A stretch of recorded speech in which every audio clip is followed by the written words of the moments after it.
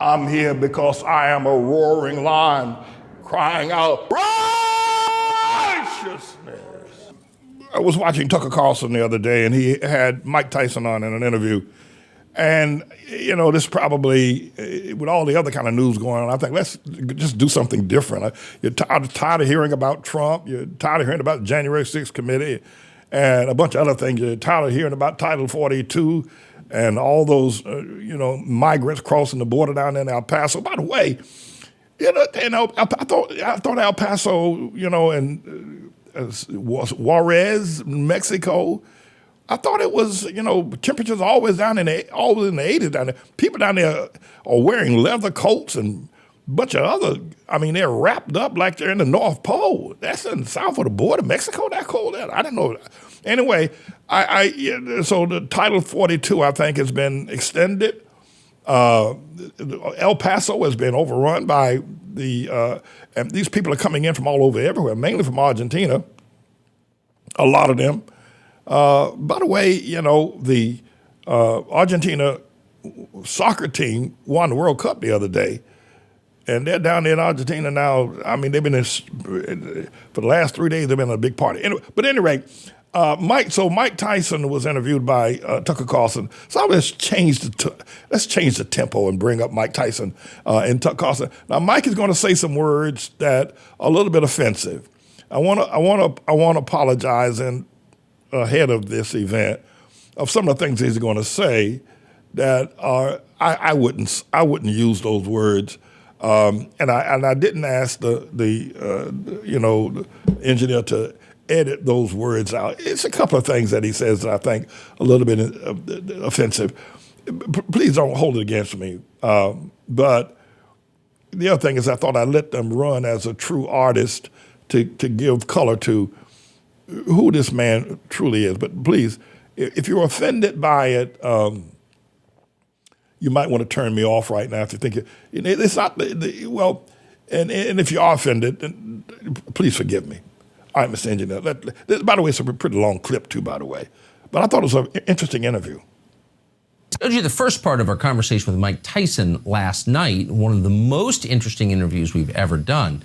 But it got even better. Mike Tyson, it turns out, doesn't just love animals, he watches them really carefully and has learned a lot. He told us what it's like to live with 2 tigers on his bed, and he told us how he felt about the men he faced off against in the ring. Here's a hint, he wanted to kill them, and he really meant it. Here's part of the second half of our conversation with Mike Tyson from Tucker Carlson today.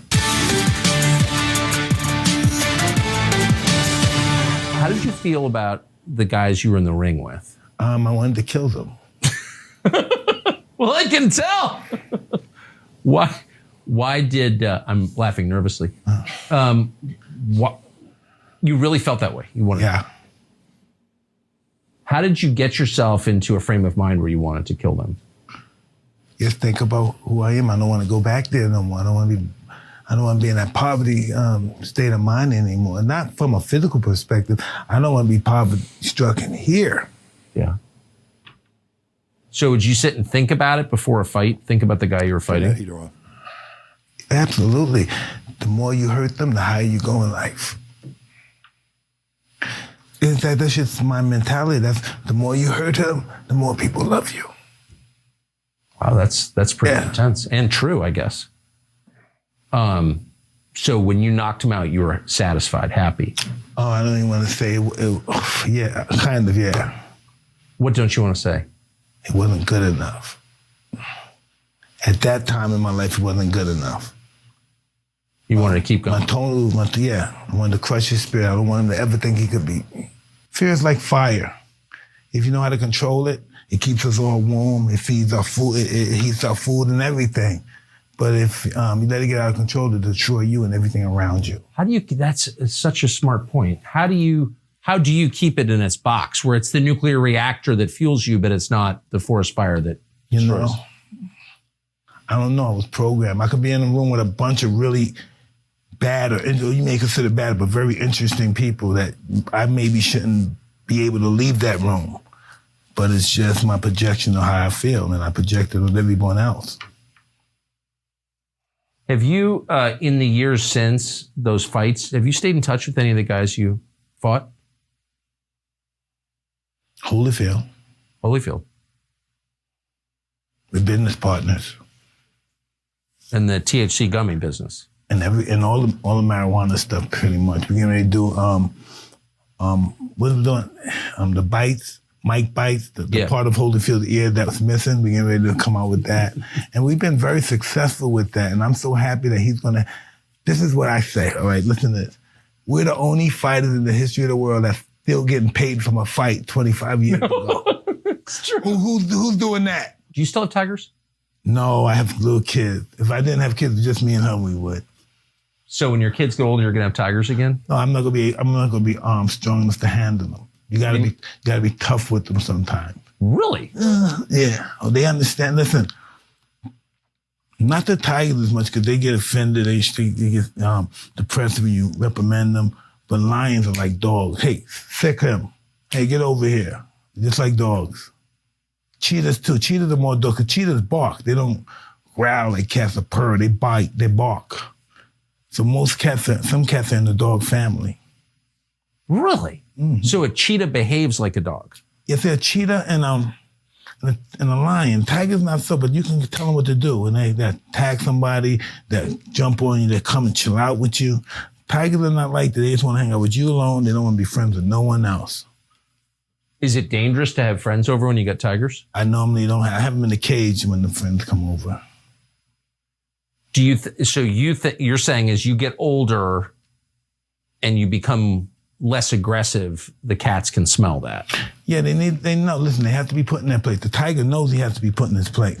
And if you're not able to put him in his place, he's going to put you in your place. So you got to be the customato to his Mike Tyson. Absolutely, and it doesn't have to be brutal. Right. It doesn't have to be brutal. Listen, you can teach these cats, right? You can teach them, but very few, like only 0.5% could be trained. You can't tame them. You can train them, but you can't tame them. Probably 0.5%. What's the difference? Well, if you train them, they do tricks for you. You hang out with them, they do this, and then you got to put them away. Yeah. You know, but when you have them raised, they sleep in the bed with you.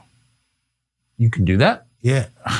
Right? Yeah, but I didn't have lions, but I had tigers in my bed. And I had 2 of them in the bed. That's why they don't go well together. They're in the bed, they want to get close. Next thing you know, you got 2 400-pound cats fighting you. Holy shit. And you try to roll to the floor. You roll on the floor and they're fighting on the bed because they want to get close to you. Which one wants to get close? They start fighting.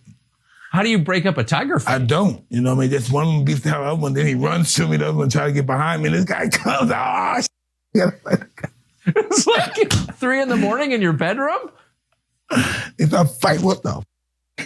I don't think I can handle that level of drama. I didn't think I could either. It never happened to me before.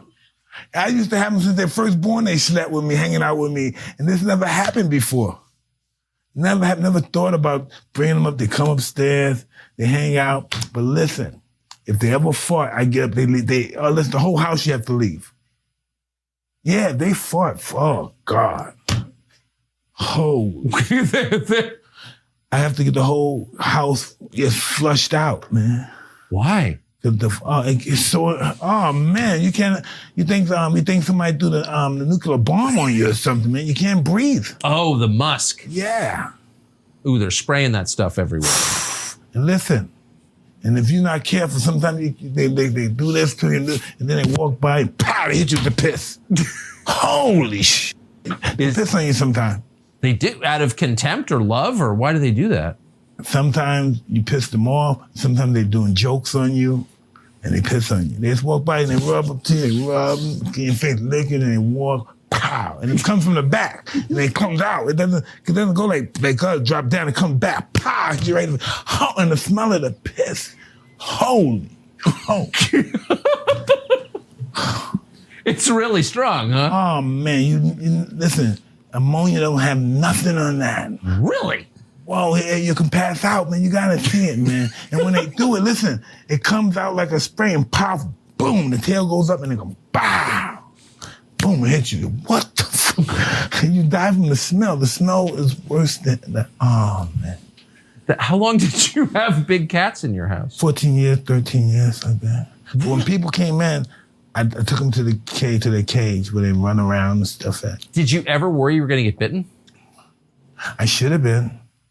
But my ego told me I got these big mothers under control. I dared them to talk to me and try to jump on me. And you have to have the idea, but you have to show them respect. You show them respect. You don't show respect to these animals, you're finished. I'm going to try to contact Mike Tyson.